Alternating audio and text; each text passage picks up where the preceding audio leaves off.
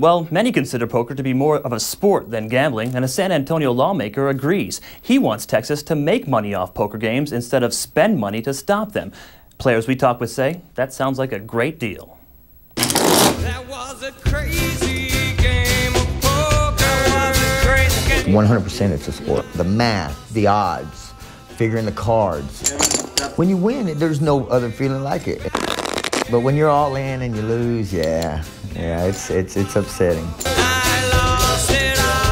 Zenas Pilcher, founder of Alamo City Poker, rarely loses it all in his sport of choice, one he says is more about skill than luck. Luck is the two cards you get, but how you play them is all skill. Pilcher makes a good living playing Texas Hold'em and hosting games for friends and local businesses, but he has to be careful. The only thing that makes it difficult is the laws and the legalities. 4,800. I think the general public needs to realize that what you're doing is possibly a criminal offense. San Antonio Vice Cop Lieutenant Mike Gorham says playing Hold'em could land you in handcuffs if you don't know the law. 500 or 1,000 next hand. If you're playing for money in a home game where the host takes a percentage or rake of the pot, it's illegal. If the house does not take a cut and everyone has a fair chance of winning, you're most likely okay. If you want to talk in gambling terms, the odds are probably in your favor. Gorham's not surprised by poker's growing popularity, but believes it spawned some illegal casinos in San Antonio. We're seeing it more and more. There's been several occasions here recently where we're getting reports of people renting out homes or apartments and setting up Las Vegas-type casinos. If caught playing in an underground game, you could go to jail, but in most cases, you'll get a misdemeanor citation similar to a traffic ticket. It's not a big penalty if you're caught gambling, but there is a penalty, and that brings about an air of darkness to the poker world. Pilcher says there are some sketchy back alley games in the city that he steers clear of. He adds friendly home games are sometimes targeted by crooks too.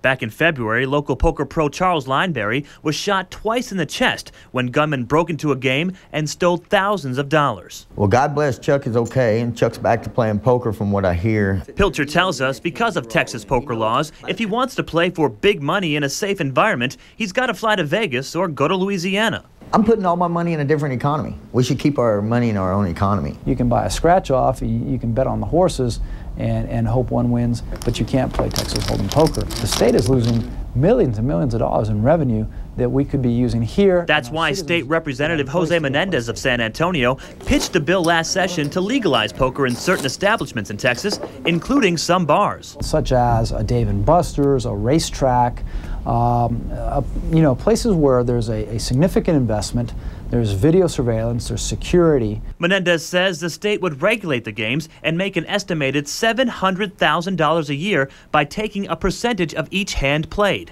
Plus, police would not have to spend time and taxpayer money investigating private poker games. To me, it seems like a really poor use of the people's resources.